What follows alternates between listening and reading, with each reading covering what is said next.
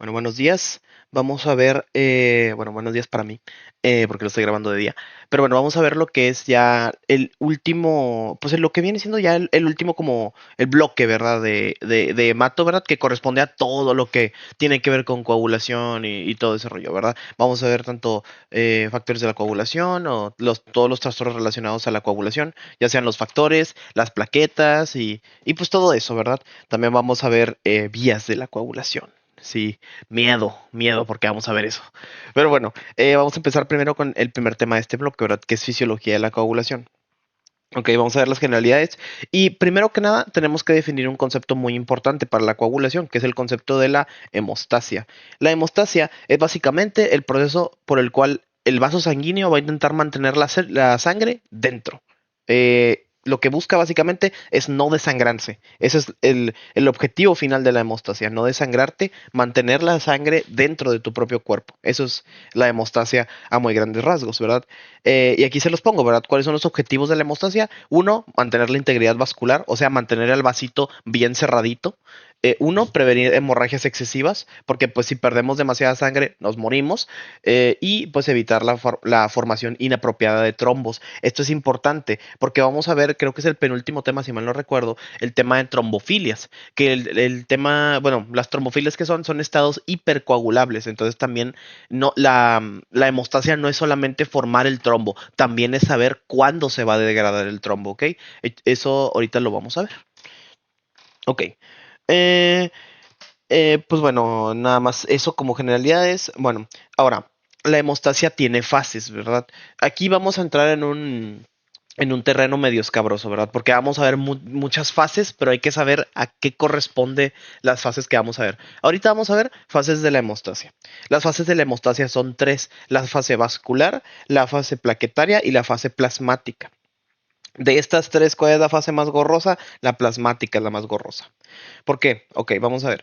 Primero, en la fase vascular, ¿qué va a pasar? Lo que va a pasar es que, bueno, por ejemplo, aquí tenemos una imagen que les puse de ¿qué cosa? De endotelio, ¿verdad? De un vaso sanguíneo. Si yo agarro una navaja y corto al vaso sanguíneo en cualquier parte que ustedes gusten, esto lo que va a pasar es que, bueno, va a haber una lesión. La lesión va a hacer que se genere algo que se llama endotelina. La endotelina va a hacer que el vaso se constriña, o sea, se haga chiquito. Entonces, ese es como el estímulo. El estímulo inicial, entonces, ¿cuál es? Es la lesión. Después, endotelina. Y después se va a secretar algo bien importante que lo vamos a estar viendo ahorita bastante, que es el factor tisular. Entonces, repasando, yo lastimo el vaso, después el vaso va a secretar endotelina, la endotelina va a constreñir el vaso y después se va a liberar factor tisular, ¿ok? Esa es como la secuencia de acontecimientos de la primera fase, de la fase vascular, ¿ok? Y estas señales o todo este proceso que vimos ahorita va a activar la primera fase, que es la adhesión plaquetaria. Aquí, ¿qué va a pasar? Aquí va a llegar un factor, que es el factor de von Willebrand, que se va a empezar a pegar a la zona de lesión bueno, se pega el factor de von Willebrand. Y luego, ¿qué va a pasar? Van a llegar las plaquetas, ¿verdad? Y las plaquetas se van a empezar como a pegar y van a empezar a formar lo que es el trombo inicial. Ay, pero bueno, me estoy adelantando. Pero bueno, de la primera fase, de la fase vascular, nada más son tres cosillas. Uno, lesión. Dos, endotelina y vasoconstricción. Tres, factor tisular. Realmente eso es lo único de esta fase, me estaba adelantando. Segunda fase, la fase plaquetaria. Ahora sí, va a llegar el factor de von Willebrand y se va a pegar a un receptor que se llama receptor GP1B. Ok, entonces vamos a esquematizarlo. A ver, espérenme, déjenme. Aquí ya voy a hacer. ¿Tengo espacio? Sí. Aquí tengo espacio para hacer un dibujillo. Ok, entonces está en azul. Fase plaquetaria. Entonces tenemos el vaso. Aquí está nuestro vaso perfectamente dibujado. Luego, este vaso yo llego y lo corto. Aquí yo le hice una lesión. ¿Ven la lesión? Aquí se está fugando sangre. Ok, entonces ya vimos lo que va a pasar en la fase uno. En la fase 2, que es la fase plaquetaria, van a llegar estos puntitos amarillos. Estos puntitos amarillos le vamos a llamar factor de von Willebrand. Entonces llega el factor de von Willebrand y se va a pegar a unos receptores. Los receptores van a estar aquí en verde. Estos receptores son los receptores GP1B y a ellos se les va a pegar el factor de von Willebrand. Después de que llega el factor von Willebrand, así le vamos a poner, ahora sí van a llegar las meras buenas, ¿verdad? Van a llegar las patronas, las plaquetas, que las vamos a poner aquí en rosa. Las plaquetas se van a pegar aquí al factor de von Willebrand. Ahí, plaquetas. Y realmente eso es todo de la fase plaquetaria. O sea, no tiene mucho chiste. Nada más el receptor GP1B. Está el receptor GP1B, llega el factor de von Willebrand, se le pega y luego al factor de von Willebrand se le pegan las plaquetas y ya. Luego ya ocurre la activación plaquetaria inicial en el que la plaqueta cambia su forma, pero eso ya es más clavado. Lo importante nada más es saber el proceso inicial, ¿ok? Excelente. Luego, la agregación plaquetaria, pues ya les dije, se da gracias a los receptores, a todos estos de aquí. Y pues ya. Y por último, la fase plasmática, que les digo que es la más gorrosa, porque aquí en la fase plasmática es donde entran los factores de la coagulación. ¿Ok? Entonces, y de hecho, estas fases son importantes porque definen enfermedades. No me quise adelantar tantísimo, pero esto sí se los quiero comentar de una vez porque es importante. ¿Por qué? Porque tenemos una enfermedad que justamente se llama enfermedad de von Willebrand. Y en la enfermedad de von Willebrand se afecta ¿qué? La fase plaquetaria, en la enfermedad de von Willebrand. De von Willebrand. Ahí está. Eso en la fase plaquetaria. Y en la fase plasmática, lo que va a pasar es que va a haber una alteración en los factores de la coagulación, porque aquí en la fase plasmática entra todo el tema de factores de la coagulación. Y aquí pasa una enfermedad, bueno, varias enfermedades que se llaman hemofilias. En las hemofilias, lo que va a pasar es que va a haber una afectación de la fase plasmática de la coagulación. O sea, va a haber deficiencias de factores, por lo que pues esto va a ser muy importante para lo que es la formación, ahora sí, del coágulo, del coágulo estable que básicamente, bueno, no me voy a detener mucho en fase plasmática, nada más que sepan que aquí actúan los factores de la coagulación, porque ahorita la vamos a ver detalladamente, toda la fase plasmática. ¿Ok? Ahora, mecanismos de la coagulación, aquí les puse pues dos paginillas, ¿verdad? En donde les explico así brevemente, ¿verdad? En los mecanismos de la coagulación pues tendríamos dos vías, bueno, tendríamos mejor dicho dos modelos. El modelo clásico de la coagulación, el que todos conocemos, y el modelo celular, que ese es bastante nuevo. Entonces, en el modelo clásico de la coagulación, pues se explica mediante vías, ¿verdad? Tenemos la vía intrínseca, la vía extrínseca y la vía común. Nada más son esas tres vías, ¿verdad? En la vía intrínseca, pues tendríamos estos factores y en la vía extrínseca, pues tendríamos estos factores nada más, aunque nada más realmente el único factor real propiamente, pues es el factor 7. Luego tendríamos una vía común en donde se unen, por así decirlo, en todo lo que es las vías intrínseca y extrínseca.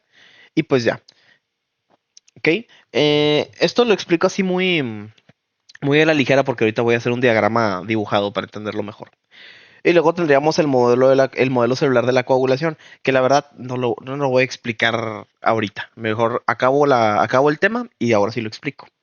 Ok, vámonos directo a clasificación de padecimientos hemorrágicos, porque esto sí es bastante importante. Ok, bueno, tendríamos en total cuatro síndromes asociados a todo lo que es la coagulación. El primero, que no lo vamos a ver mucho, es el síndrome vasculopático. En el síndrome vasculopático, como su nombre lo indica, es un síndrome en el que va a estar dañado principalmente el vaso sanguíneo. ¿Ok?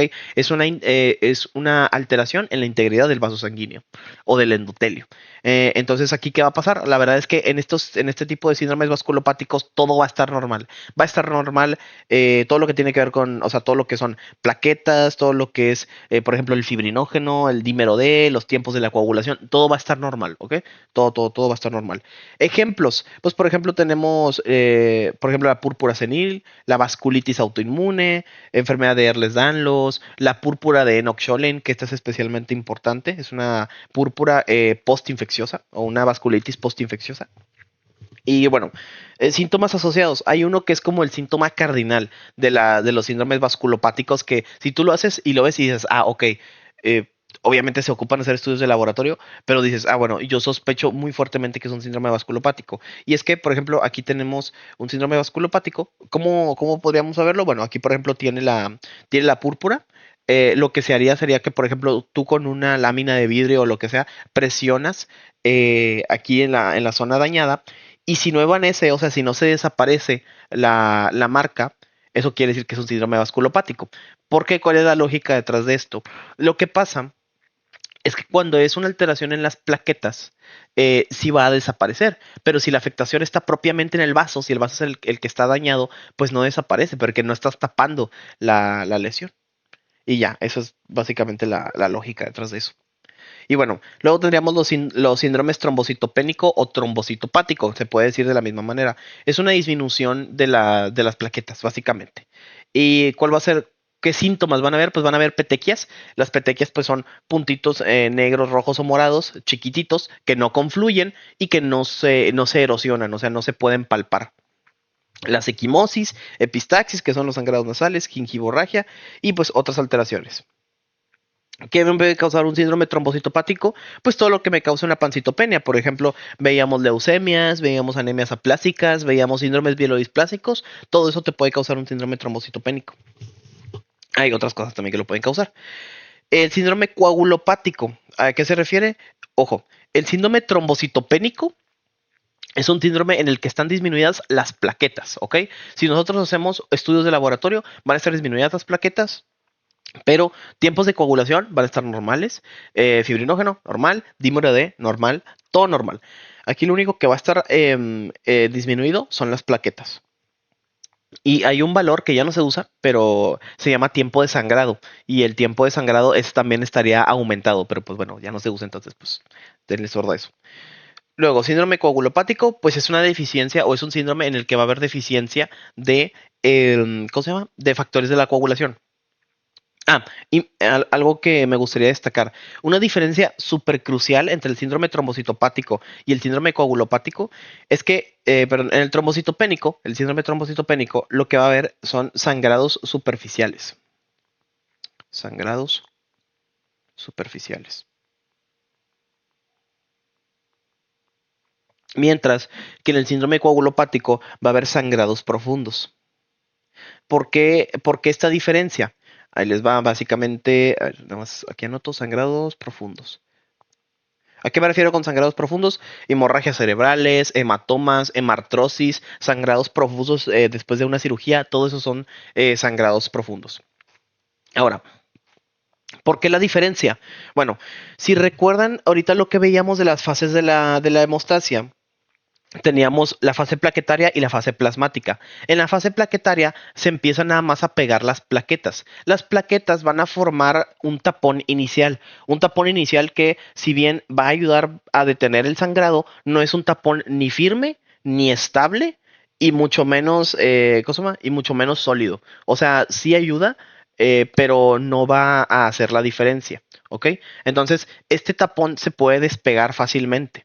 De hecho, pues, por ejemplo, en la costrita, no sé si se han raspado, pues cuando se forma la costrita, pues tú la puedes quitar incluso con tus mismas manos.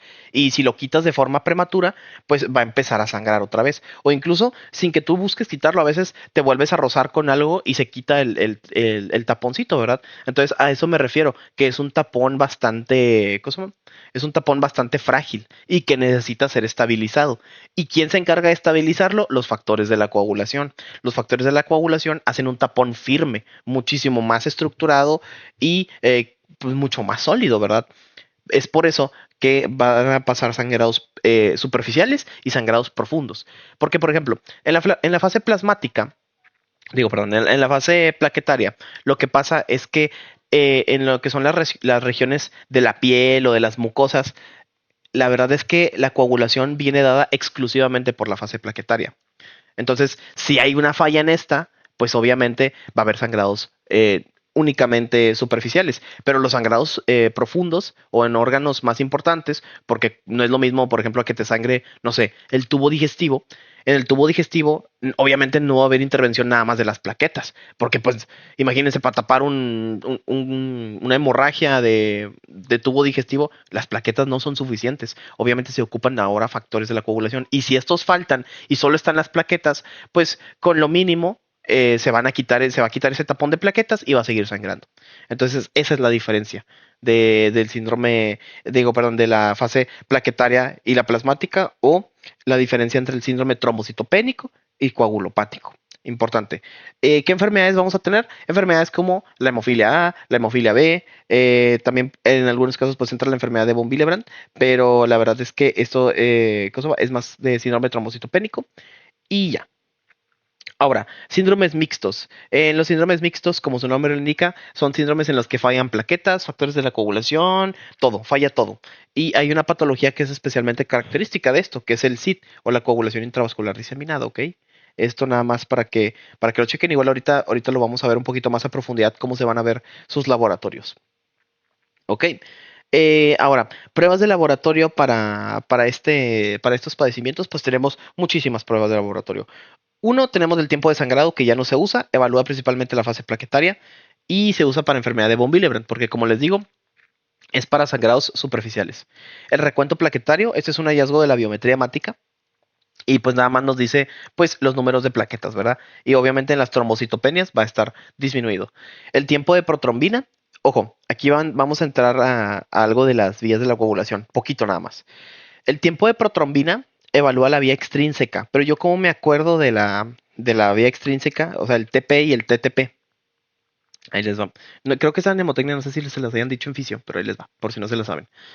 Yo digo que la T es de tenis y el tenis se juega afuera, entonces es extrínseca, porque extrínseco es algo que pasa afuera. Y el TTP es table tenis, o sea, ping pong, ¿verdad? Pero table tenis. Y el table tenis o el ping pong se juega adentro. A ver, espérenme, no, table tenis. Entonces, este se juega adentro. Entonces es intrínseco. Yo así me la aprendí. Y nunca se me olvidó. Entonces ahí se las dejo la mnemotecnia. Y ya. Tiempos de trombina, pues nada más es la conversión de fibrinógeno a fibrina, que es parte de las vías de la coagulación que ahorita vamos a ver. El fibrinógeno plasmático, que es la fase final de la coagulación. Y el dímero D, ¿verdad? Que es actividad fibrinolítica. Vaya, el dímero D degrada a la fibrina. Y ya. Muy bien. Pues ya habríamos terminado este tema si no nos faltara ver algo muy importante, las vías de la coagulación. Entonces vamos a abrir una hoja nueva, vamos a dividirla en dos, así mero, y vamos a poner de un lado, vamos a empezar levesones, vamos a empezar simple, vamos a empezar con el modelo clásico. Modelo clásico. ¿Ok? Entonces, en el modelo clásico de la coagulación, pues tendríamos primero que nada la vía intrínseca. La vamos a poner aquí en rojo. Vía, lo mejor saben que voy a dibujar con el lápiz porque sí voy a ocupar espacio. Ok, vamos a tener primero aquí la vía intrínseca. La vía intrínseca, todo va a empezar, bueno, primero que nada, ¿qué se necesita para... espérame, vía intrínseca. ¿Qué se necesita para empezar la vía intrínseca? Pues se necesita un factor de la coagulación, ¿verdad? Pues obviamente, si no, no empieza. Necesitamos un factor que se llama, bueno, no se llama, ¿verdad? Nada más es. Es el factor 12. Aquí está. Entonces, todo empieza con el factor 12. También este factor 12 recibe otros nombres. También se le llama factor vidrio, o también se le llama factor de, factor de Hageman se llamaba, creo. Sí, factor de Hageman. Hageman. Ok, entonces todo empieza con el factor 12 o el factor de Hageman. ¿Por qué se le llama factor vidrio a este factor? Se le llama factor vidrio porque interactúa con cargas negativas. Al estar expuesto a cargas negativas, se activa. Entonces, va a estar expuesto a una carga negativa, la que ustedes quieran, carga negativa, y se va a activar, ¿verdad? Se va a convertir en el factor 12 activado. Factor 12 activado. Los factores activados, ya saben, se representan con una A. El factor 12 activado nos va a ayudar a activar otro factor de la coagulación, que es el factor 9. El factor 9 se activa y ahora entramos aquí a la vía común, ¿verdad? ¿Por qué? Porque el factor 9 va a ayudar a que se active el factor 10. Aquí está, factor 10 activado. Ok, y hasta aquí le vamos a dejar. ¿Por qué? Porque tenemos que ver la otra vía. Déjenme nada más aquí le pongo vía, que es la vía común. Vía común. Ok, ahora vamos a ver la otra vía, que es la vía extrínseca. Vía extrínseca. Ok, aquí, bueno, si recuerdan, en la vía extrínseca y veíamos en las primeras fases de la coagulación, de la hemostasia, veíamos que iba a haber daño al vaso sanguíneo, después de que había daño al vaso sanguíneo, iba a pasar lo de la endotelina, y luego se iba a liberar un factor que se llama factor tisular. Factor tisular. Por eso les decía que era importante. Entonces, tú tienes el factor tisular. Luego, el factor tisular va a atraer a un factor de la coagulación propiamente, ¿verdad? Que es el factor 7. Factor 7 de la coagulación. Y el factor 7 de la coagulación va a formar como un complejo, por así decirlo, con el factor 9, en el que juntos, en equipo, van a activar al factor 10. Luego, el factor 10 activado se va a juntar con otro factor, con el factor 5. A ver, déjenme nomás lo pongo aquí en un circulito bien bonito. Ahí está. ¿De aquí qué seguía? Sí, cierto, ya me acordé que les iba a decir. Que es que cuando se... ok, entonces tenemos el factor 10 activado y el factor 5 que no es activado. A este complejo se le tiene un nombre. Se le llama... a ver si me acuerdo. ¿Cómo era? Era complejo protrombinasa. Ok, ahora sí, ya que tenemos este complejo formado, ahora sí va a ir al factor 2. Aquí está el factor 2 y lo va a activar. Este complejo, vaya, el complejo protrombinasa activa el factor 2A. ¿Por qué es importante este factor 2A? De hecho, yo diría que es de los factores más importantes. Bueno, el factor 2 sin activar se le llama protrombina. Se llama protrombina. Protrombina. Tiene pro en el nombre. Eso quiere decir que está inactivo. Cuando se activa, gracias al complejo protrombinasa, se activa y pasa a llamarse trombina. La trombina o el factor 2 activado, lo que va a hacer es que va a activar, ya por último, al factor 1 de la coagulación, que es el fibrinógeno. Fibrinógeno. Que de hecho, veíamos que el fibrinógeno es una de las cosas que se mide en cuanto a la coagulación. Pero bueno, la cosa es que se activa el factor 1, pasa a ser el factor 1 activado y esta es la fibrina. Y la fibrina es lo que va a estabilizar el coágulo.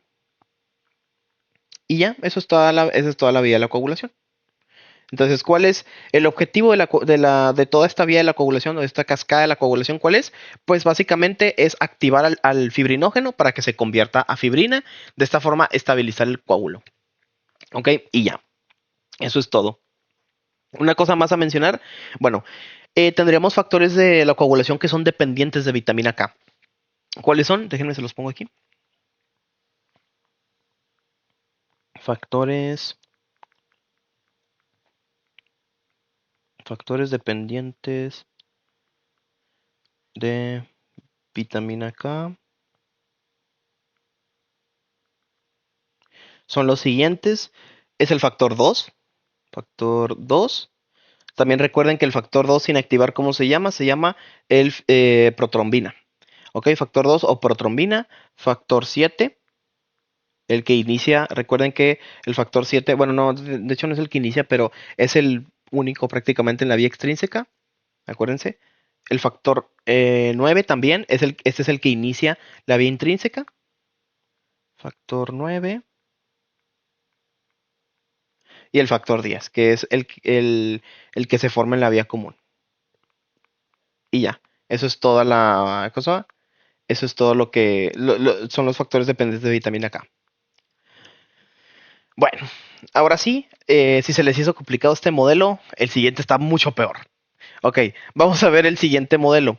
Lo que pasa es que hace ya unos años salió una versión reinterpretada de este modelo clásico de la coagulación. ¿Por qué? Porque en este modelo clásico de la coagulación nada más se toma en consideración los factores de las proteínas, pero la verdad es que todo esto está pasando al mismo tiempo, no es como que, bueno, vamos a esperar a que las proteínas terminen para que ahora sí la plaqueta se active y ahora sí se estabilice el coágulo. No, tardaría demasiado. Todo se tiene que hacer al mismo tiempo y de forma coordinada.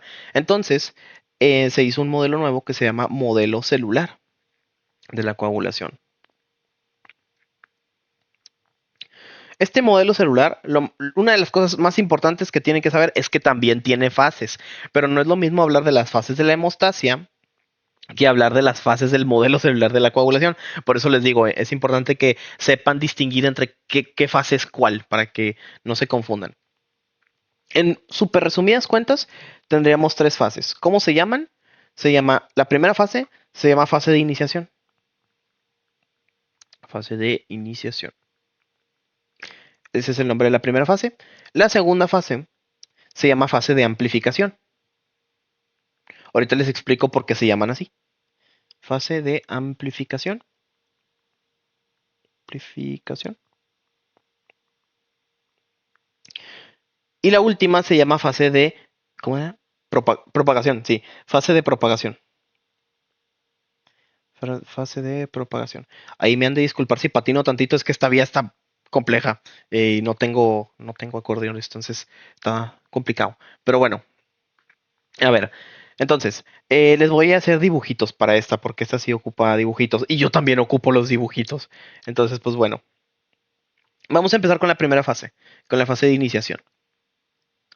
Fase de iniciación. Aquí sí olvídense de lo de la vía común. A ver, espérame. Fase de iniciación. Aquí sí olvídense de lo de vía común, extrínseca, intrínseca, porque aquí eso no importa. Aquí lo que importa es ¿cómo se llama? El proceso como tal. Bueno, vamos a empezar. Entonces, en la fase de iniciación tendríamos una célula que la vamos a bautizar como la célula X. Ok, aquí está. Ok, esta es la célula X. La célula X va a secretar, bueno, no a secretar, va a expresar, mejor dicho, esa es la forma correcta de decirlo. Va a expresar lo que es el factor tisular, ¿ok? El famosísimo factor tisular. Factor tisular. Ahí está. Ok, ahora, el factor tisular lo que va a hacer es que va a atraer ¿cómo se llama? Al factor 7 de la coagulación, ¿ok? Y lo va a activar. O sea, vamos a tener el factor 7 ya activado. Excelente. Muy bien, ya tenemos el factor 7 activado. Ahora, ¿qué va a hacer este factor 7? Este factor 7 lo que va a hacer es que va a ir y va a activar al factor 9. Al factor 9 de la coagulación. Lo activa y el factor 9, ¿qué va a hacer? El factor 9 va a ir y va a activar la plaqueta. Va a cometer activación plaquetaria inicial. Activación plaquetaria y muy importante, inicial. ¿Por qué? A ver, déjenme nomás aquí lo que voy a anotar. Inicial. ¿Por qué les hago hincapié en que es una activación inicial?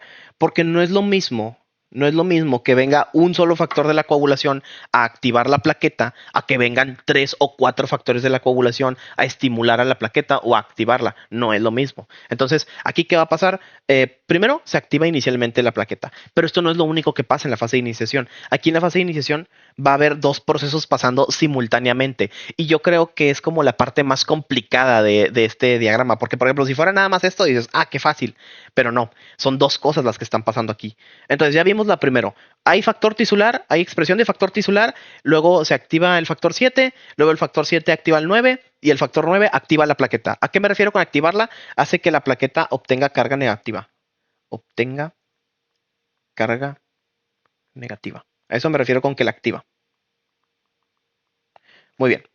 Es todo un rollo eso de porque no me voy a meter porque si de por sí ya la vía es complicada, ya explicarles cómo es que adquiere la carga negativa es un pedo mayor, ¿verdad? Pero básicamente adquiere carga negativa. Bueno, ok, entonces ya vimos aquí esta parte. Ahora, hay otra cosa que está pasando simultáneamente. También hay expresión en otro lado de la célula X, hay expresión también otra vez de factor tisular. Pero este factor tisular también va a traer a otro factor 7, diferente, ¿ok? Ahí, espérenme, déjenme nada más pongo aquí el cuadrito bien. Ahí está. Va a traer a otro factor 7 y también lo va a activar. O sea que vamos a tener otro factor 7 activado. Factor 7 activado. El cuadrito no iba aquí. Ahí está. Tenemos otro factor 7 activado, pero este factor 7 va a ir a activar otro factor de la coagulación. Se va a ir con el 10 y lo va a activar. Va a activar al factor 10, ¿ok? Activa el factor 10, luego este factor 10 va a ir con el factor 2 y lo va a activar. A ver, factor 2, lo activa. Bien. Ok, activa el factor 2. ¿Y se acuerdan cómo se llamaba el factor 2? El factor 2 se llamaba protrombina. Bueno, el factor 2 sin activar se llama protrombina y el factor 2A o 2 activado se llama trombina. ¿Ok? Entonces, ¿aquí qué va a pasar? Aquí se va a formar lo que es la trombina inicial. Trombina inicial. Ojo, ¿por qué pongo aquí que es trombina inicial? Porque esto no es suficiente para fijar o para estabilizar el coágulo. Sí lo estabiliza levemente, pero todavía no es una buena estabilización. Se necesita más trombina, pero por mientras con esto estamos bien. Ok, esto fue la fase de iniciación. Ahora va la segunda fase, que es la fase de amplificación. Aquí lo vamos a poner. Fase 2.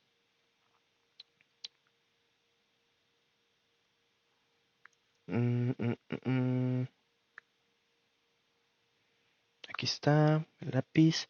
Fase de amplificación.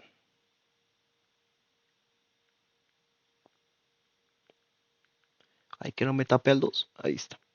Hoy me tapó un poquito el 2. Déjenme lo hago para atrás. Fase de amplificación. La vamos a poner en azulito. Así. Ok. Primero que nada, en la fase de amplificación vamos a tener aquí a una plaqueta. La vamos a dibujar así. Ahí está. Tenemos a una plaqueta activa. Plaqueta activa. ¿Cuándo se activó esta plaqueta? Acuérdense, la plaqueta se activó en la fase de iniciación. ¿Ok? Ok, entonces, aquí lo que va a pasar es que aquí el factor 2A va a ser va a ser el carry, ¿verdad? Va a ser el que va a hacer toda la chamba, va a ser el que va a estar activando a todos los demás factores, ¿ok? Entonces, el factor 2A, lo primero que va a hacer es que va a ir con un amigui, ¿ok? El amigui que va a estar aquí es ay, espérame, me pica el brazo. El factor 11, sí. Va a estar el factor 11. El factor 2A va a activar al factor 11, ¿ok? Este es uno de los factores que activa al factor 11. Luego, el factor 11 va a activar a otro factor. Este factor es el factor 9. Lo activa, ¿verdad? Aquí está. Factor 9 activado. ¿Y este factor 9 qué va a hacer? Va a activar todavía más la plaqueta. ¿Ok? La va a activar todavía más y esto va a provocar que al final haya un coágulo ahora sí estable. ¿Ok? Entonces, el factor 9A va a también activar más la plaqueta. Y esta es una de las cosas que va a hacer el factor 2. Siguiente. Va a entrar otro amigui, que es el factor 8. El factor 8. La verdad no los voy poniendo en orden de número, los voy poniendo a como me acuerdo. Entonces está el factor 8 y el factor 8 se va a activar. ¿Quién lo va a activar? El factor 2. El factor 2A lo activa. Y gracias a Dios, el factor 8 va a activar él directamente a la plaqueta. Y ya por último, va a llegar el último amigui, que es el factor 5. El factor 5 se va a activar ¿por quién? Por el factor 2A. Va a llegar, va a activar. Ahí está. Y el factor 5 igual, gracias a Dios, va a activar él solito a la plaqueta. ¿Ok? Y ya, eso es la fase de amplificación. Que, como su nombre lo indica, se está amplificando la activación plaquetaria. Ahí tenemos ya como 3 o 4 factores que están amplificando esta activación. Y esto va a permitir que tengamos un coágulo al final muchísimo más estable. Por último, vamos a ver la última fase, que es la fase de propagación. Fase de propagación.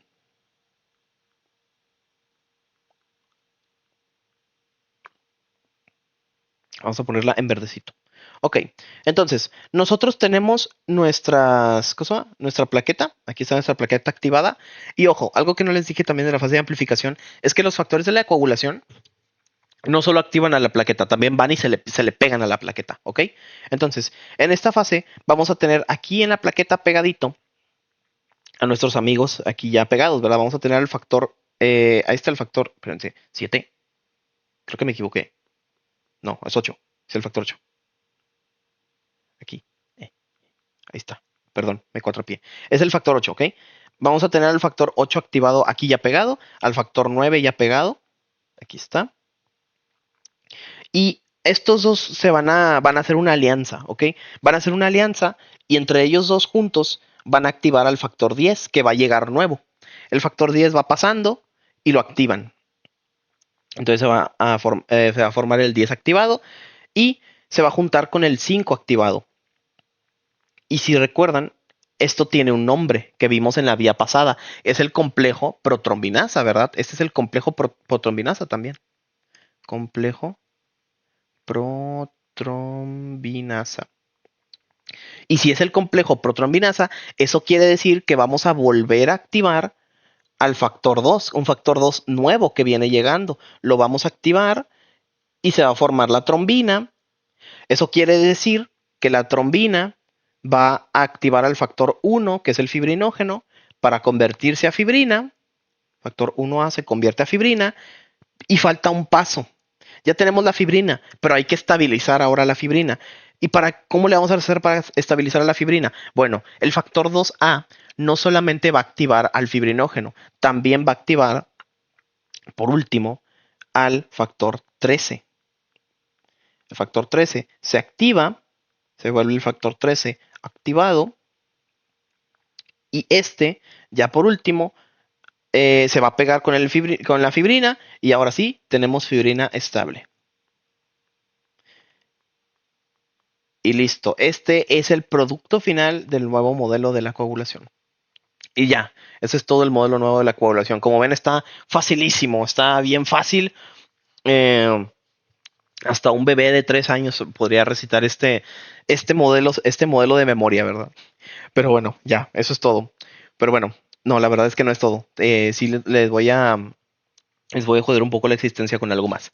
Ok, aparte de esto, bueno, este modelo celular de la coagulación sucede, pero en algún momento se tiene que detener, ¿no? Porque si no se detiene, vamos a estar en un estado protrombótico o vamos a tener una trombofilia.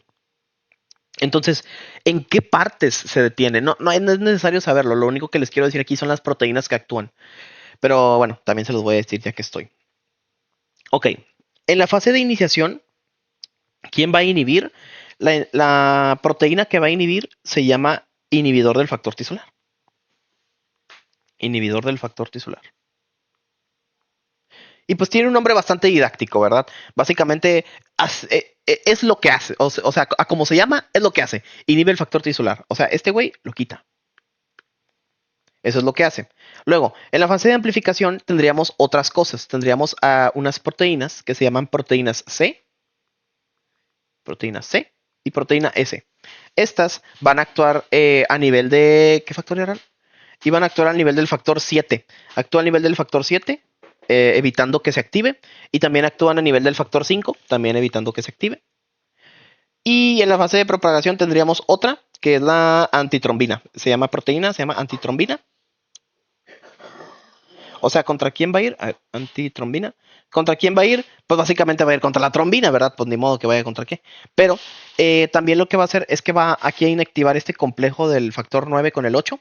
Y pues también va a ir en contra de la activación de la trombina. Y ya. Básicamente, este es el modelo celular de la coagulación. Excelente. Terminamos el primer tema y solo nos llevó 40 minutos. Pero ya los que siguen están más fáciles, se los prometo. Ok. Déjenme estiro nada más porque estuvo cabrón. A ver. También esto merita agüita. Listo. Ok. Ahora sí, vamos con el siguiente tema. En este vamos a ver varias cosillas. Vamos a ver púrpura trombocitopénica autoinmune, disfunción plaquetaria, púrpura trombocitopénica trombótica y el síndrome hemolítico urémico. Aquí en el repasito les preparé también todo lo que son trastornos de la coagulación.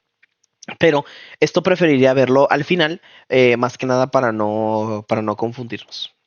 Ok, pero vamos a ver estas 4 patologías. La verdad es que son 4 y parecerá mucho y que estas notas van a ser como de 7 páginas, pero no, es que son muy cortitos. La verdad es que entre ellos hay poquitas cosas que decir. Ok, púrpura trombocitopénica inmune. Aquí lo que va a pasar, como su nombre lo indica, es que es un trastorno autoinmune hemorrágico caracterizado por una trombocitopenia aislada. O sea, nada más, o sea, si tú haces una biometría hemática, lo único que va a estar afectado son las plaquetas. ¿Te podrías confundir con un síndrome mielodisplásico? Sí, sí podría ser, porque podría ser que un síndrome mielodisplásico esté mutado en una sola línea y que sean plaquetas, puede ser. Pero bueno, aquí lo que va a pasar es que va a haber anticuerpos IgG que van a ir en contra de las plaquetas. Aunque realmente no van tanto en contra de las plaquetas, van más en contra a los receptores a los que se van a unir las plaquetas, que son estos de aquí. Estos. Ahí. Bueno, ya lo puse con morado, ni modo. Pero bueno, van en contra de esos receptores, ¿ok? Nada más acuérdense. Sí, son antiplaquetarios, pero van dirigidos principalmente a estos receptores, a los receptores en los que se unen las plaquetas. Afecta principalmente a los niños y suele ser postinfeccioso, lo cual es bueno, entre comillas bueno, porque eso quiere decir que va a remitir solo. Los niños son bien resistentes, ¿eh? O sea, en este caso remite espontáneamente, en adultos es cuando suele ser más peligroso, pero sí, es más común en niños, postinfeccioso y suele remitir solito. Entonces, pues qué bueno, la verdad. Bueno, ¿cuál va a ser la fisiopato? Como les digo, puede haber anticuerpos que vayan en contra directamente de las plaquetas o en contra de los receptores a los que se van a adherir las plaquetas, ¿ok? Son anticuerpos IgG que opsonizan plaquetas normales. Y pues ya. Bueno, está esto que les puse, que es la teoría del espectador inocente. ¿A qué se refiere esto? Son compuestos o complejos inmunes que se forman después de una infección que van a confundirse con las plaquetas, ¿verdad? Entonces el cuerpo no lo va a saber reconocer bien y va a atacar tanto a estos complejos como a las plaquetas. Y pues ya. La etiología, como les digo, suele ser más postinfeccioso, esto en el caso de los niños. En el caso de los adultos es más por enfermedades autoinmunes. ¿Ok? Manifestaciones clínicas, pues es un síndrome trombocitopénico, ¿verdad? Es un síndrome trombocitopénico, por lo que quiere decir que nada más las plaquetas pues van a estar bajas. Eso quiere decir que va a haber sangrado superficial. O sea, es un síndrome, digo, es una enfermedad que tiene sangrado superficial. Sangrado superficial. O sea, petequias, equimosis, epistaxis, gingivorragia. No hay hemartrosis ni visceromegalias. Esto debido a que pues no hay sangrados profundos, ¿verdad? Complicaciones, una hemorragia intracraneal también podría llegar a pasar. Y el pronóstico pues, suele ser bueno, porque es más que nada de niños y pues remite por sí solito. El diagnóstico, pues haces una VH y te va a salir una trombocitopenia aislada. Y en el frotis, ¿qué se van a ver? Se van a ver estas plaquetotas, ¿verdad? Esto de aquí es una plaqueta, esto es una plaqueta, esto es una plaqueta. Y si se dan cuenta son enormes. Las plaquetas normalmente se ven como puntitos. Entonces, pues sí, van a ver plaquetotas, básicamente. Tratamiento, el tratamiento pues no es muy importante, nada más pues dar prednisona o dexametasona o dar inmunoglobulina intravenosa si esto es muy grave, pero como les digo, en niños suele autolimitarse. Y pues ya, ¿ok? Disfunción plaquetaria, ok, en la disfunción plaquetaria tendríamos síndromes genéticos, son dos. Es el síndrome de Glanzmann y el síndrome de Bernard-Soulier. Aquí lo que va a pasar es que va a haber déficit en receptores. Por ejemplo, en el síndrome de Glanzmann va a haber déficit del receptor GP2B y 3A. Estos son receptores importantes para la agregación plaquetaria. Y en el de Bernard-Soulier va a haber mutación de estos, del 1B y el 1X o del 9. ¿Y qué esto qué va a pasar? Va a haber defecto en la adhesión plaquetaria. Y pues ya, nada más eso, básicamente. Puede ser, aparte de esto, puede ser adquirido. Sabemos que, por ejemplo, los inhibidores de la COX van a provocar van a provocar este síndrome de disfunción plaquetaria y pues ya. En ese síndrome de disfunción plaquetaria, pues obviamente también va a haber sangrados mucocutáneos, ¿verdad? Sangrados superficiales también. Sangrado superficial. Sin hemartrosis, sin visceromegalia, sin nada.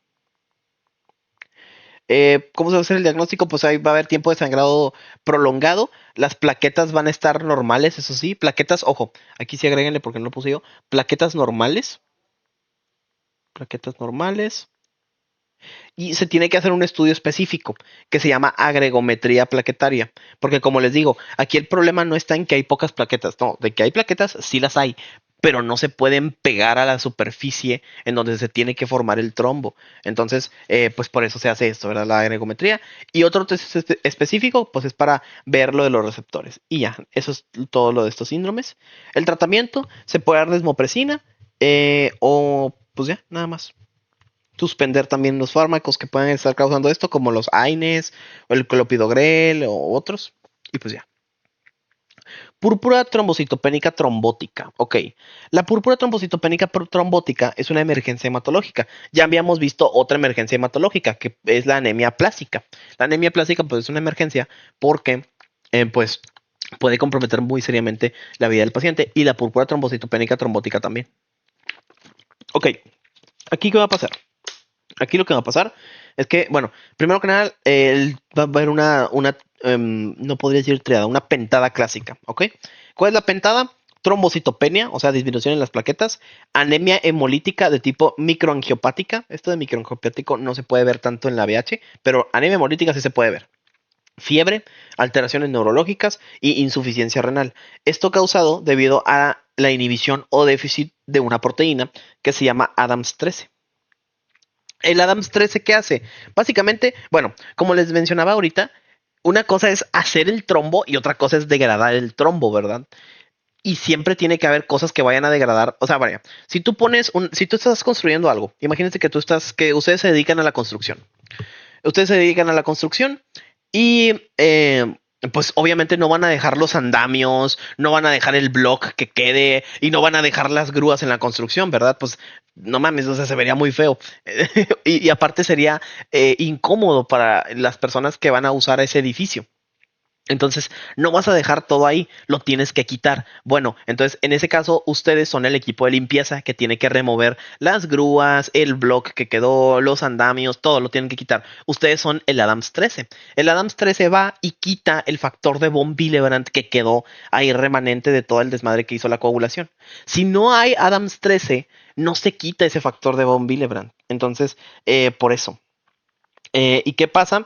Pues lo que va a pasar aquí es que va a haber una agregación plaquetaria excesiva debido a que no se ha retirado ese factor de von Willebrand. Por eso va a haber trombocitopenia no. Por eso es que va a haber trombos, formación de trombos. Y ya, básicamente eso. Ahora, la etiología, como les digo, puede ser adquirida o puede ser autoinmune. En la autoinmune va a haber anticuerpos anti-Adams 13 y o puede ser secundario a medicamentos, ¿verdad? Como el clopidogrel, las ciclosporinas, entre otras. Eso es lo que va a pasar. ¿Qué va a pasar? ¿Cuáles van a ser las manifestaciones? Pues va a haber un síndrome hemolítico, va a haber presencia de esquistocitos, ictericia porque va a haber anemia hemolítica y formación de trombos, ¿verdad? También, ojo, puede haber insuficiencia renal por lo de los, ¿cómo son? Pues por lo que les mencionaba hace un momento y ya. El diagnóstico, ¿cómo lo vamos a hacer? Primero que nada va a traer anemia hemolítica y va a traer trombocitopenia. Ojo, anemia hemolítica más trombocitopenia, esto es importante, pero no se me vayan a confundir. De hecho, ahorita que estoy leyendo esto, me acuerdo que en anemias hemolíticas se me olvidó mencionarles algo. De hecho, vámonos aquí al primer tema, o de los primeros temas, nada más para mencionarles esto. Y es que el problema es que tenemos en las anemias hemolíticas otra que se parece mucho, que es el síndrome de Evans. El síndrome de Evans es un síndrome también genético, autoinmune, en el que va a haber anemias hemolíticas autoinmunes con trombocitopenias autoinmunes. Entonces, el síndrome de Evans, que es una anemia hemolítica, es diferencial con... ¿Cómo? A ver, espérame, aquí está. Es diferenciar con la púrpura trombocitopénica trombótica, ¿ok? Súper importante. ¿Cuál es la diferencia esencial entre la púrpura trombocitopénica trombótica y el síndrome de Evans? Que en la púrpura trombocitopénica trombótica va a haber una disminución, y esto anótenlo donde quieran. Entonces, diferencia entre síndrome de Evans y púrpura trombocitopénica trombótica.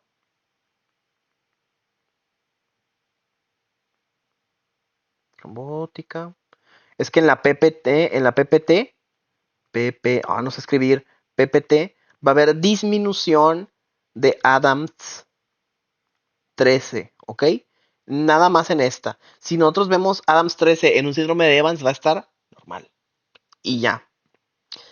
Y ya, nada más eso. Jiji. También pues va a haber esquistocitos, bilirrubina, LDH y todo lo que tiene una anemia hemolítica con el Adams 13 disminuido. Esto confirma nuestro diagnóstico, ¿ok? ¿Cómo se va a tratar? Con una plasmaferesis, o sea, un reemplazo con plasma fresco congelado. Esa es la plasmaferesis. Y hay un medicamento que se llama carfilzomib, que es un antifactor de von Willebrand, y ya. Por último, el síndrome hemolítico urémico. Este tiene una triada. ¿Cuál es la triada? Es anemia hemolítica microangiopática, trombocitopenia y falla renal aguda. ¿Ok? Aquí les pongo la triada, jeje, está bonita. Pero bueno, esta, su origen más común, de hecho, no es autoinmune, de hecho es infeccioso. Suele ser por una infección por un tipo de E. coli, ¿verdad? Que es una E. coli productora de toxina Shiga. Es este tipo de E. coli. Acuérdense muy bien de este tipo de E. coli. Aquí está el dibujito, jeje. Y pues bueno, ¿qué va a pasar? Básicamente la toxina Shiga se va a unir a receptores del endotelio glomerular en el riñón, va a causar daño, activación plaquetaria, esto va a causar trombos y todo esto va a causar hemólisis y necrosis tubular en los riñones y es por eso que va a haber pues esta triada, ¿verdad? De fallo renal agudo, porque el principal objetivo, el principal target es el riñón. Y pues ya. La etiología, pues puede ser por E. coli o por Shigella. Ya sabemos que Shigella es la principal productora de toxina Shiga. Otras, por ejemplo, pueden ser mutaciones en factores del complemento, pero esto es rarísimo. O secundaria a medicamentos, también rarísimo. Lo más común, insisto, es infeccioso. Manifestaciones, pues obviamente va a ser post diarrea sanguinolenta, o sea, un paciente que tuvo diarrea disentérica, ¿verdad? O sea, con sangre y moco y todo el cuadro, ¿verdad? Se le hizo un estudio un estudio de serología en el que se vio que había presencia de E. coli o 157 H7. Eh, ¿Cuál es la complicación más probable? Síndrome hemolítico urémico, ¿verdad? Ok. Diagnóstico, va a ser anemia hemolítica con trombocitopenia, va a haber también esquistocitos, va a haber CUMS negativo, porque aquí no va a haber anemia hemolítica. O sí, no, sí, no. O sea, sí puede haber, pero no va a haber, pero la anemia hemolítica no es de origen autoinmune, vaya, es lo que quería decir, perdón, me contrapié. Pero sí, la anemia hemolítica aquí no es de origen autoinmune, entonces el CUMS va a ser negativo. Aparte, si se le hace un ego, va a tener la creatinina elevada, va a haber hematuria y cilindros. Y aparte, aquí el Adams 13 va a ser normal. Y recuerden, esto es diagnóstico diferencial con síndrome de Evans. En el síndrome de Evans va a haber, sí puede haber anemia hemolítica, pero esta anemia hemolítica va a ser CUMS positiva, ¿ok? El síndrome de Evans tiene CUMS positivo, tiene esquistocitos, tiene anemia hemolítica y trombocitopenia autoinmune. Y tiene Adams 13 normal, ¿ok? La verdad es que, y también tiene que ser, ¿qué se llama? Tiene que ser diferente. Otra cosa que tiene que ser diferente es que, perdón, me mandó un mensaje a mi mamá y me distrajo. Pero la cosa aquí es esa, que tiene CUMS positivo, el síndrome de Evans, CUMS positivo, Adams 13 normal, y no se sigue de un cuadro clínico de diarrea, ¿ok? Eso es propio del SHU. Y ya. Ahí les recomiendo anotar lo que les estoy diciendo del síndrome de Evans, porque es sí importante. ¿Qué más? Ya. Tratamiento. Eh, bueno, la verdad es que nada más se hace diálisis líquidos, o sea, es un tratamiento muy sintomático más que nada, pero en casos atípicos persistentes, pues se puede dar el eculizumab, que recordemos que es un anti-C5, o sea, es anti del complemento, y pues ya. Y pues ya, eso es todo de ese tema. Y miren, ya nos faltan poquitos temas, nos falta tromofilias y terapia con componentes sanguíneos y terminamos. Ok, vamos a ver enfermedades hemorrágicas por defectos de la fase plasmática y de la fibrinolisis. Ok, si vamos a ver enfermedades hemorrágicas de la fase plasmática, o sea que vamos a ver todas aquellas enfermedades que ocurren bueno, sí, todo eso, ¿verdad? En la fase plasmática. Ok, a diferencia de los defectos plaquetarios, estas enfermedades lo que van a tener principalmente son hemorragias profundas. Hace rato veíamos, por ejemplo, en estas veíamos que van a cursar todas prácticamente con sangrados superficiales, igual que la enfermedad de von Willebrand. En la enfermedad de von Willebrand también hay sangrado superficial. Y bueno, pues ya. Ok. Se va a dividir en dos grandes grupos, en los que son enfermedades propiamente de la fase plasmática, o sea, alteración en los factores de la coagulación, cualquiera el que ustedes quieran, y alteración en la fibrinolisis, o sea, activación o inhibición del plasminógeno. Suelen ser adquiridas más comúnmente. La más común adquirida es esta, la deficiencia de vitamina K, y hay otras causas, ¿verdad? La hepatopatía y el SID. Y las congénitas, pues son las hemofilias y la enfermedad de von Willebrand. Fisiopato, pues básicamente la fisiopato tiene que ver con lo que vimos ahorita, ¿verdad? Con este diagramota que les puse aquí. Esto es básicamente la fisiopato. Entonces no nos vamos a detener mucho. Mm, eh, sí, ya con eso. Ok, ahora, etiología. Como les digo, tenemos dos principales, congénitas y adquiridas. Las congénitas, ¿cuáles son? Tenemos hemofilia A, B, y yo no sabía, pero hay hemofilia C. Entonces, esto también. También está la enfermedad de von Willebrand. Y las adquiridas, pues tendríamos la deficiencia de vitamina K, el uso de warfarina, porque acuérdense que la warfarina es un cumorínico que pues altera todo este pedo de de los factores de la coagulación. La hepatopatía crónica, porque hay una disminución de factores de la coagulación. Recuerden, los factores de la coagulación son proteínas y todas las proteínas se sintetizan en el hígado. Todas. La coagulación intravascular diseminada y pues ya, muy bien. Síndromes clínicos asociados, pues tendríamos los diferentes tipos de enfermedades, ¿verdad? Empezando por las hemofilias, la A, la B y la C. Todas las hemofilias son trastornos hereditarios ligados al X, menos la C. Esta es autosómica recesiva, ¿ok? La enfermedad de von Willebrand, esta es mixta, ¿verdad? Esta afecta tanto la fase plaquetaria como la fase plasmática. ¿Por qué? Porque acuérdense que en la fase plaquetaria es cuando se pega este factor de von Willebrand. Y este factor de von Willebrand es importante para que se adhieran las plaquetas. Y pues ya. La coagulación intravascular diseminada, aquí básicamente va a haber un consumo de plaquetas y factores de la coagulación excesivo. Y en las hepatopatías, pues básicamente hay deficiencia de síntesis de factores de la coagulación. En la deficiencia de vitamina K, yo ya les había mencionado que hay factores de la coagulación que dependen de esta vitamina. Entonces, si no hay vitamina K, no están estos factores. Dentro de estos, ¿cuál es el más importante? Pues por ejemplo el factor 2, que es la trombina.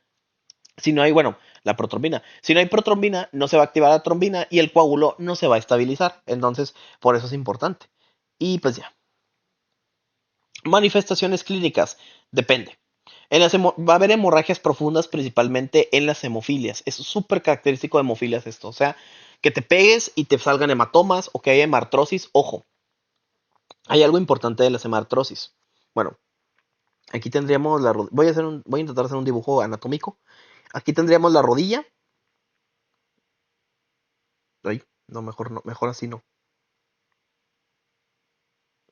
Ok, aquí tendríamos la rodilla y aquí tendríamos esto de aquí. Esto de aquí es la membrana sinovial. Membrana sinovial. Entonces, un sangrado afuera de la... Puede haber sangrados afuera de la membrana sinovial, pero si es un sangrado fuera de la membrana sinovial, esto se va a poder ver tipo así, como un hematoma.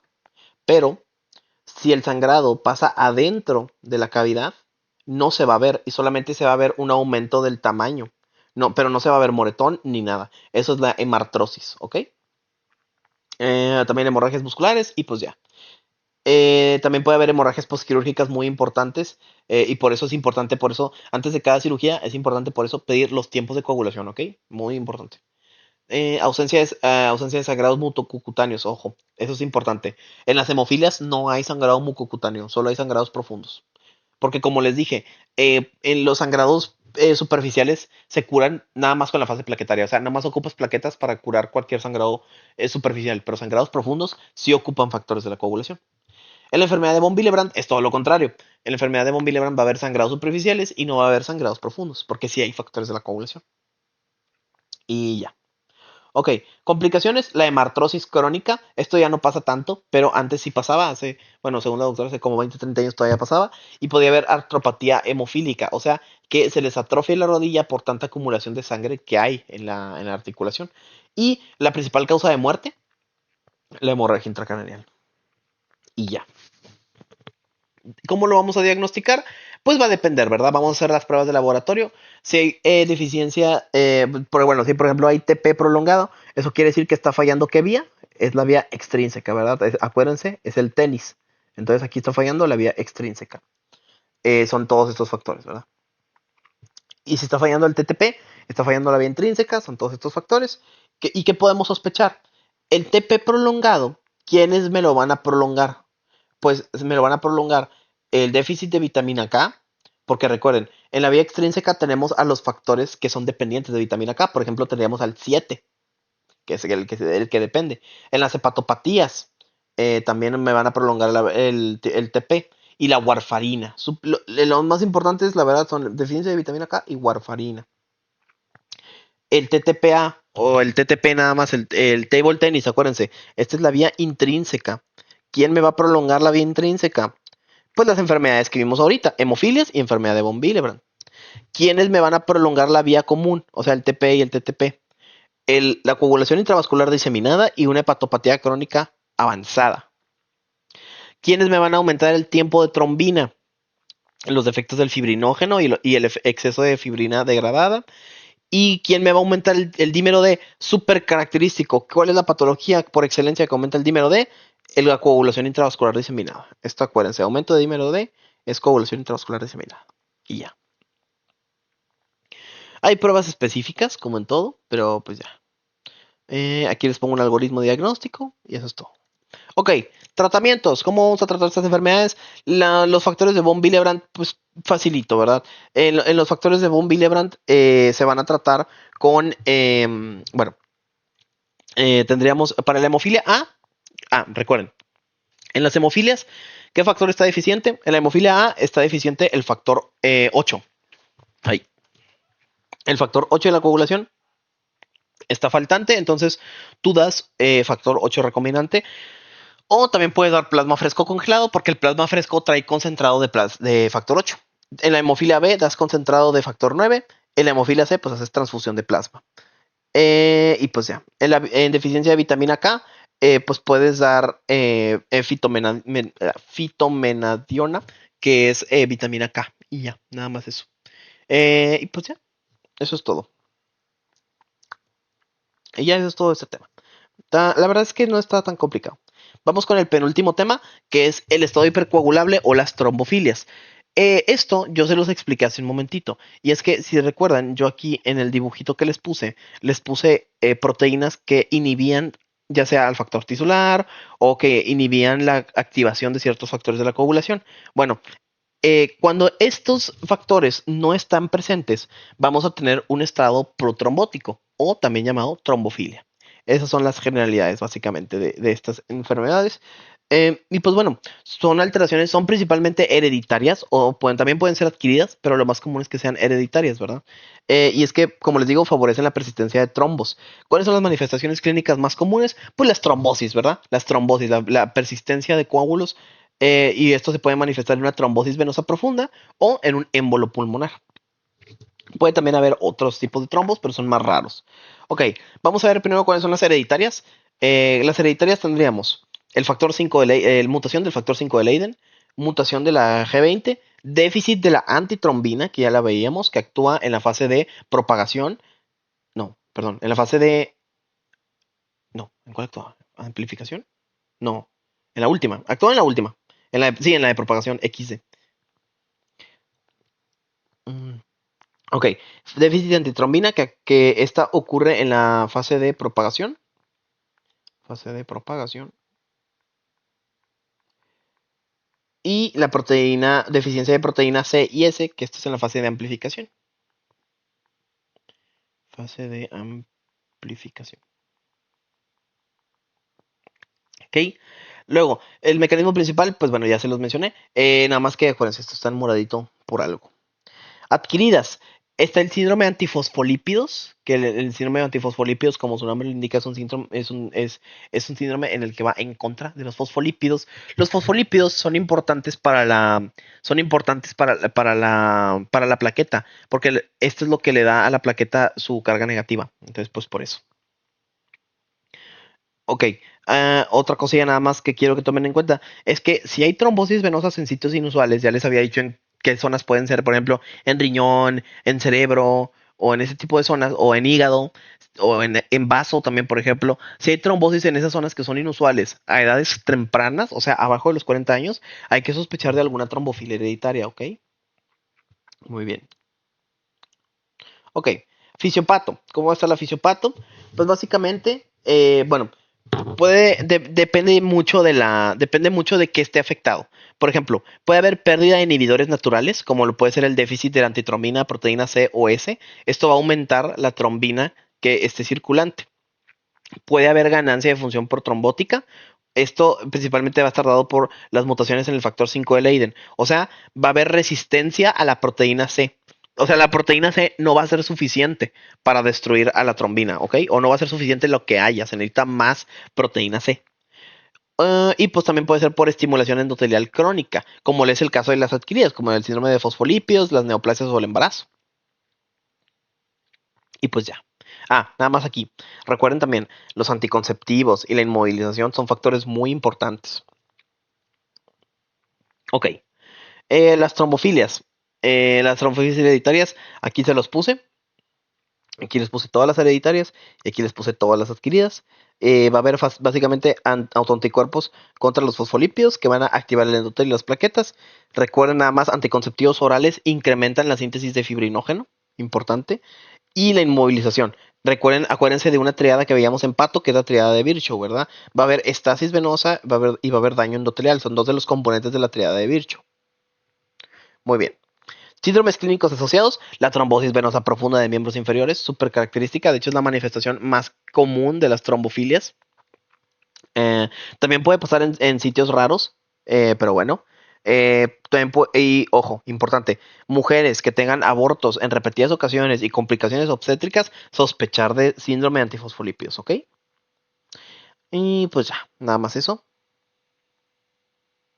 Manifestaciones clínicas, pues ya les decía, ¿verdad? Trombosis venosa profunda es la más común, va a haber dolor, edema, puede haber disnea y taquipnea, y acuérdense, va a ser principalmente en miembros inferiores. Tenemos signos para la trombosis venosa profunda. Sí, tenemos signos para la trombosis venosas profundas. Tenemos también, ¿cómo se llama este pedo? Ah, Acuérdense de la manifestación característica que va a ser, por ejemplo, si tienes trombosis venosa en una sola pierna, pues es una trombosis venosa profunda. Trombosis esplácnicas o cerebrales, pues dolor abdominal, convulsiones, va a haber isquemias. Abortos recurrentes, les digo, sospechar de síndrome de antifosfolípidos. Pérdida fetal en más de tres veces en la semana 10, importante. Y pues, necrosis cutánea por warfarina y ya. Complicaciones, pues aquí se las dejo, ¿verdad?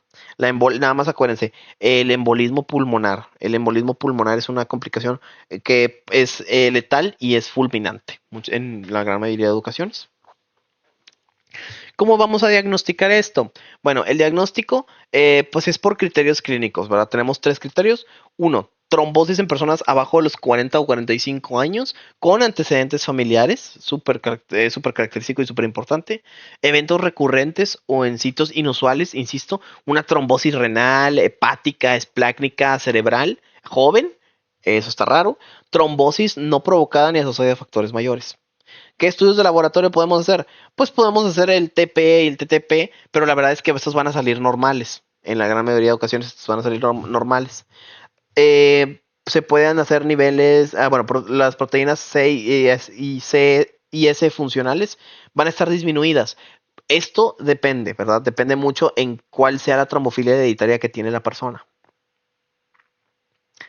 Otras cosas que se pueden hacer, pues por ejemplo, checar si no hay mutación del gen G20, se hace una PCR, o a checar si hay anticuerpos antifosfolípidos. La verdad es que el diagnóstico de una trombofilia hereditaria es complicada porque hay mucho que puedes investigar.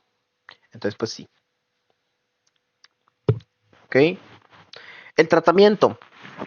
¿Cómo lo vamos a tratar? Pues bueno, el manejo agudo es igual que en cualquier tromboembolismo venoso, ¿ok? O sea, se van a dar heparinas y si no jalan estas heparinas, se dan heparinas sintéticas como el fondoparinux y después ya empieza el tratamiento con anticoagulantes orales, ¿verdad? O sea, el tratamiento es igual que en una trombosis aguda. Tú lo que quieres es disolver el trombo. Entonces, en una trombosis provocada por un factor transitorio, se da tratamiento de 6 meses por una trombofilia menor, mayor a 6 meses.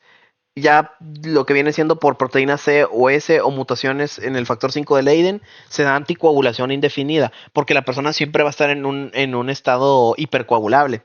En SAF o en síndrome de antifosfolípidos, aquí se da warfarina de por vida.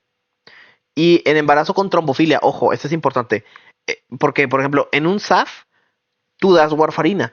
Pero recuerden una cosa, tú a una embarazada no le puedes dar warfarina. No, no, no, no. Esto no le puedes dar warfarina.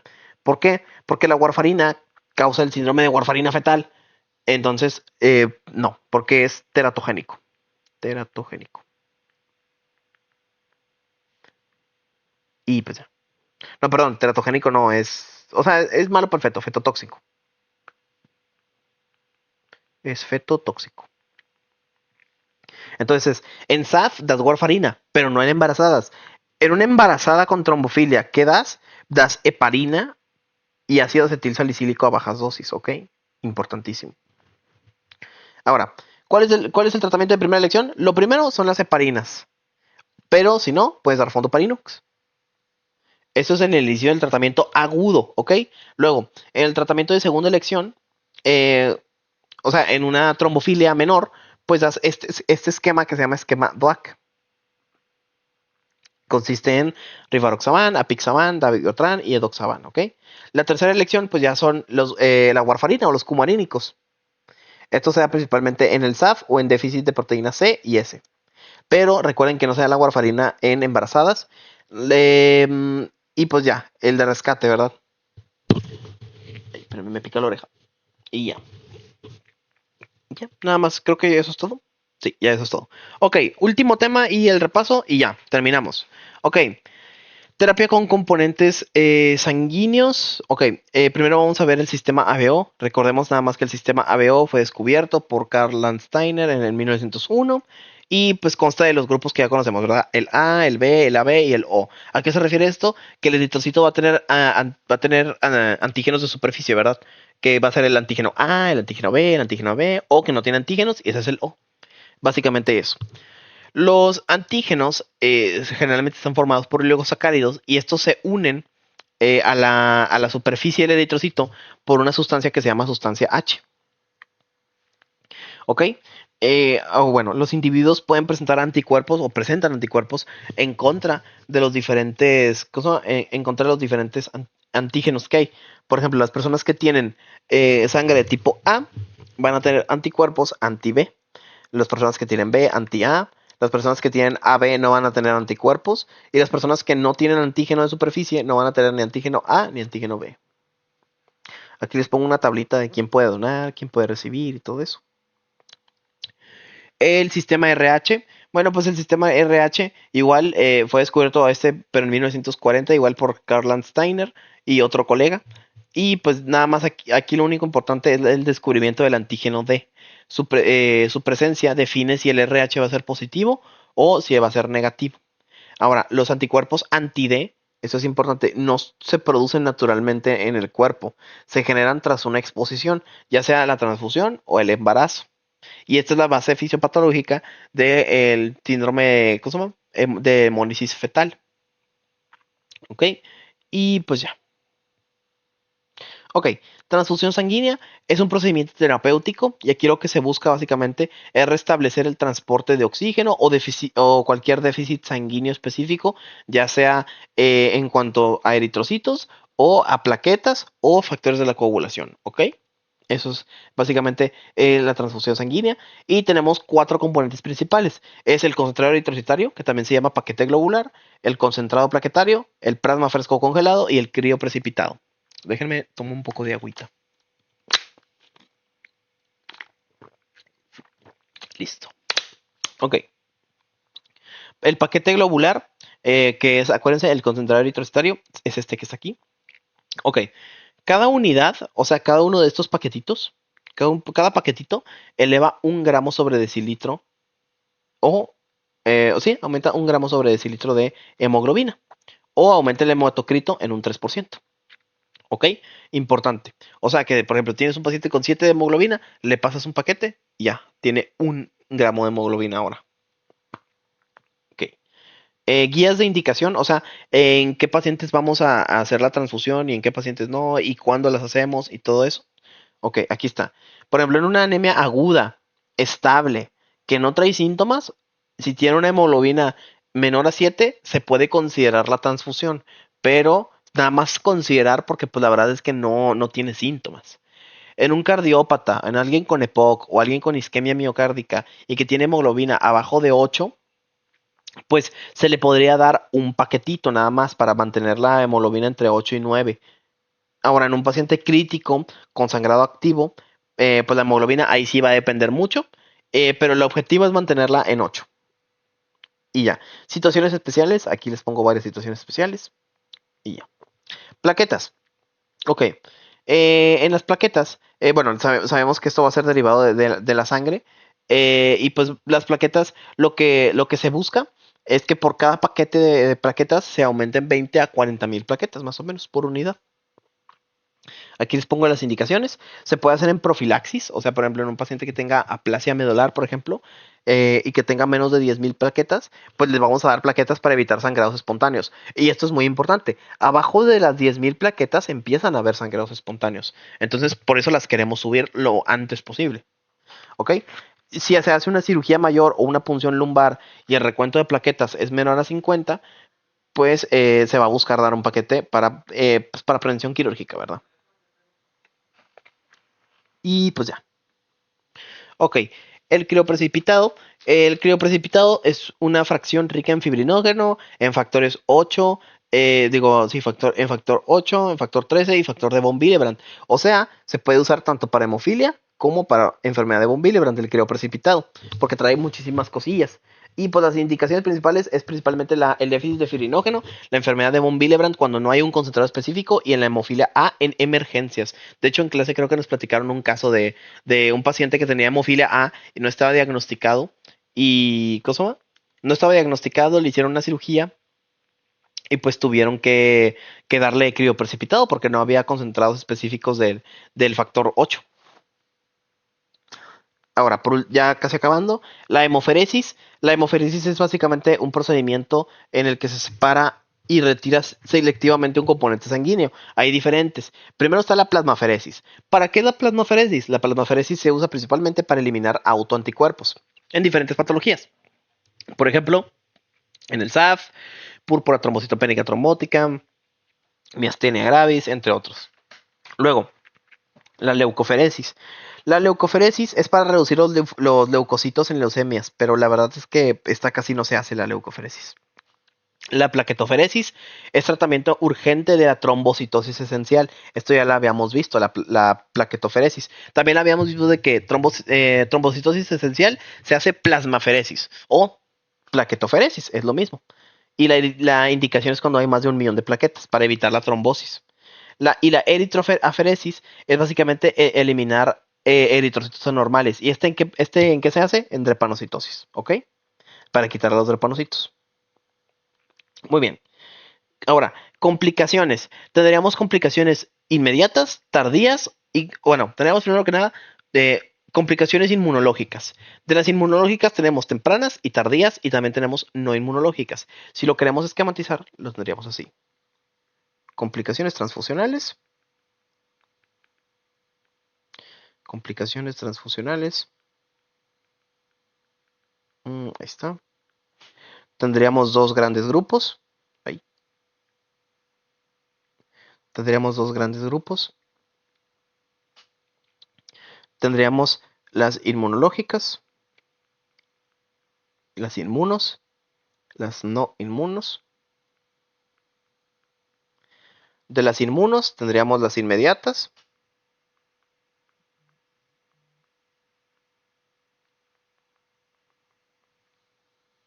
Las inmediatas y las tardías.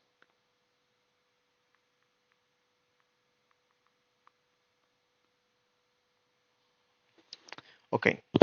Las inmediatas y las tardías. Ok. Ahora sí, ya tenemos el cuadrito. Ahora sí vamos a verlas. Las inmediatas, ¿cuáles serían? Pues la hemólisis inmediata por incompatibilidad del grupo ABO, ¿verdad? Aquí va a haber hemólisis. ¿Y cuál es lo que se tiene que hacer? Suspender la transfusión en ese momento. Y pues ya, para evitar más hemólisis.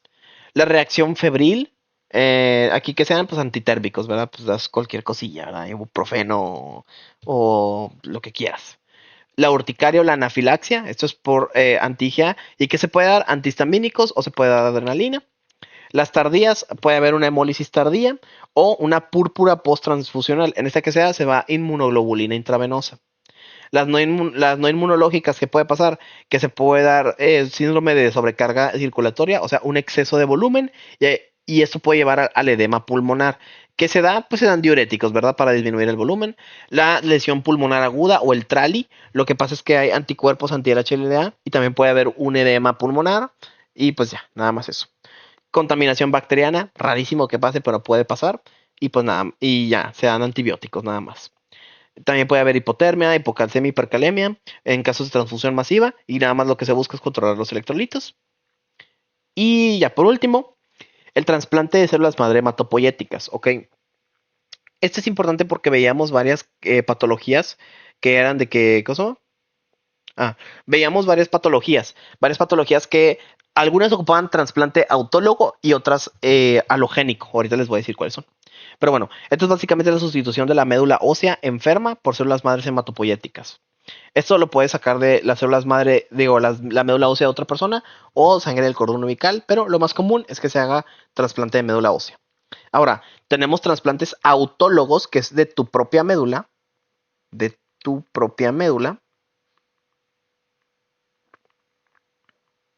o halogénico, de un donador, obviamente que sea compatible.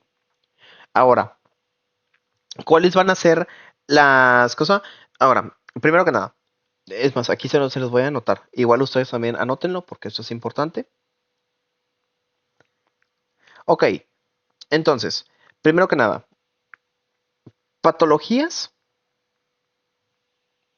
patologías que ocupan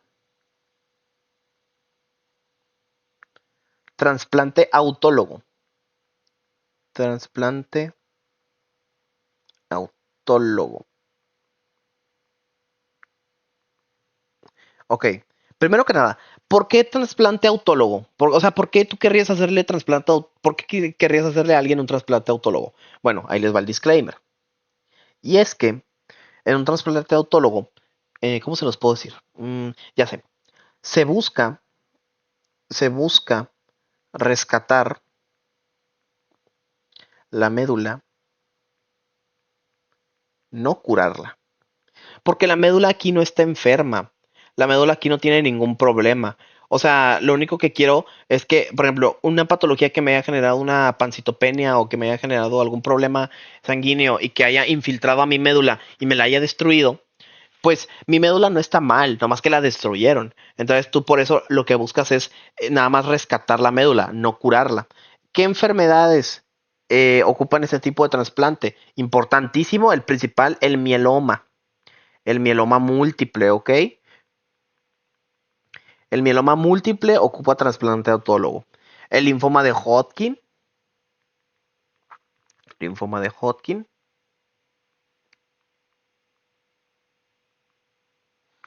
y los linfomas no Hodgkin.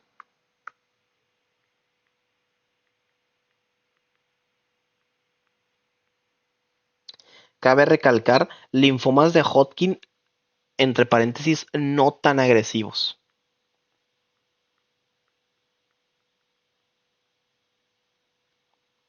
Ok, ya vimos aquí las patologías entonces que ocupan trasplante autólogo. Ahora, ¿qué patologías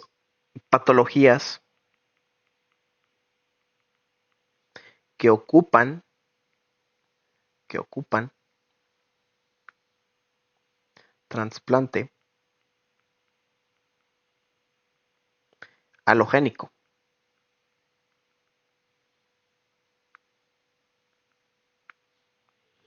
Estas sí son varias.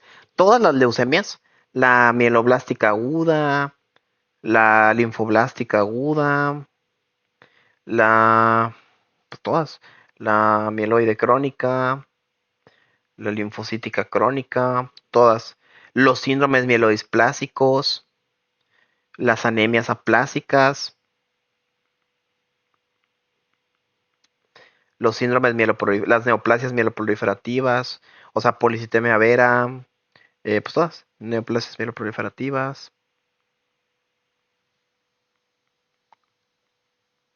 Ah, ojo, la leucemia linfocítica crónica ocupa trasplante ontólogo y obviamente también la de células pilosas. De células pilosas también.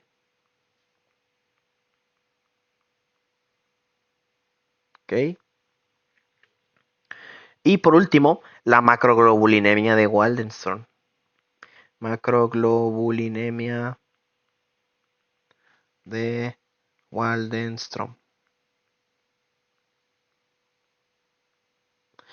Y aquí lo que quiero destacar es esto, que el mieloma ocupa un trasplante autólogo, mientras que la macroglobulinemia de Waldenstrom ocupa un trasplante alogénico, ¿ok? Importante esta diferencia. Y pues ya, nada más esto. Bueno, nada más. ¿Por qué en estas patologías ocupamos un trasplante alogénico? ¿Por qué no puede ser autólogo? Porque, ahí voy, esperen, déjenme nada más aquí a punto. Porque lo que pasa es que aquí se busca curar la médula. Se busca curar la médula. ¿Ok? Curar la médula. Porque la propia médula está enferma. O sea, produce células feas, produce células malas. ¿Ok? Y ya, nada más eso. Listo. Y pues ya, eso es todo, realmente. Ok. También, cuando hacemos un trasplante, pues hay fases del trasplante, ¿verdad? Uno está la fase de condicionamiento. Primero se elimina la médula que esté enferma, en caso de que lo esté, o se inmunosuprime también. Las complicaciones, pues puede ser toxicidad o radiación. Luego ahora sí como propiamente una infusión, pero en esta infusión puede haber, bueno, lo que se busca hacer es el injerto celular, pero puede haber reacciones agudas a la infusión. Después, puede haber ahora sí propiamente el injerto, pero aquí lo que se busca es repoblar la hematopoiesis, pero puede haber sangrados o infecciones. Y por último, ya cuando ya tienes puesto el injerto, y esta es la fase más importante, puede haber enfermedad de injerto contra huésped, ¿ok? Esta fase, acuérdense muy bien, la fase más importante del post-injerto. Y ya. Muy bien. Y pues ya, esto sería todo. Nada más aquí les dejo esto que les dice que son de los trastornos de la coagulación, ¿verdad? Se los puse dividido, ¿verdad? Componente vascular, componente plaquetario y componente de la coagulación y la fibrinolisis. En el componente vascular les puse otras enfermedades, porque ya habíamos visto algunas, pero pues quise poner otras. Una, la púrpura de Enoch-Scholen, que es una vasculitis por IgA. Es una púrpura palpable, generalmente en extremidades inferiores. Aquí todo va a estar normal porque, insisto, es una enfermedad con componente vascular. Entonces, aquí el problema está en el vaso, no en la coagulación. El síndrome hemolítico urémico, que ya lo habíamos visto, tiene una triada, anemia hemolítica, trombocitopenia, no tiene el Adams 13 normal. Adams 13 normal. Y es por E. coli. Aquí el fibrinógeno puede estar bajo o normal, dímero de bajo normal, pero las plaquetas aquí van a estar disminuidas. ¿Ok? Coagulación intravascular diseminada. Aquí lo importante es esto, el dímero D va a estar muy, muy bajo. Enfermedades del componente plaquetario, los dos que vimos. El síndrome de Burnout-Soulier y la tromboastenia de Glanzmann. Síndrome de Glanzmann también se llama, pero me gusta más este nombre, porque este nombre define ya lo que pasa. Tromboastenia de Glanzmann. O sea, las plaquetas sí están, pero son huevonas y no se pegan. Entonces, eso es lo que pasa. Y pues ya por último, las enfermedades de componentes de la coagulación. Aquí les puse las que tienen sangrado profundo, que son las hemofilias A y B. No les puse la C porque no tenía espacio. Y aquí una cosilla nada más, les agrego esto. El emicizumab es un tratamiento nuevo para la hemofilia A. Y pues la enfermedad de von Willebrand. Y ya. Y listo, ya. Terminamos ahora sí todo el repaso de Mato. Espero les haya gustado, espero les haya servido, sobre todo. Y pues nada, ya saben, pues ya este es el último video que grabo ya pues de este semestre. Y pues ya, nada más eso, agradecerles. Perdón. Pues nada más agradecerles, ¿verdad? Porque pues, bueno, la vez pasada pues estaba checando las estadísticas de mis videos y pues siempre tienen pues bastantes buenas visitas y pues eso me pone muy contento porque pues eso significa que pues les sirve, les gusta lo que hago, les sirve para repasar. Y pues eso me pone muy, muy contento. Y pues no hay cosa que me ponga más contento que pues poderlos apoyar, ¿verdad? Al final de cuentas, pues para eso estamos para apoyarnos. Al final de cuentas, yo creo que una sociedad no crece sin apoyo, ¿verdad? Al final de cuentas, así es como la humanidad ha evolucionado. La humanidad no evoluciona cuando no se comparte el conocimiento, cuando no se comparte... em, las habilidades y cuando no se comparten, pues todo eso, ¿verdad? Yo creo que es la mejor forma que tenemos para evolucionar y para ser mejores. Vaya, aquí, yo creo que aquí pues todos sacamos un beneficio, tanto yo como ustedes, todos sacamos un beneficio. Y pues nada, nada más eso. Los quiero mucho y pues nos vemos el próximo semestre.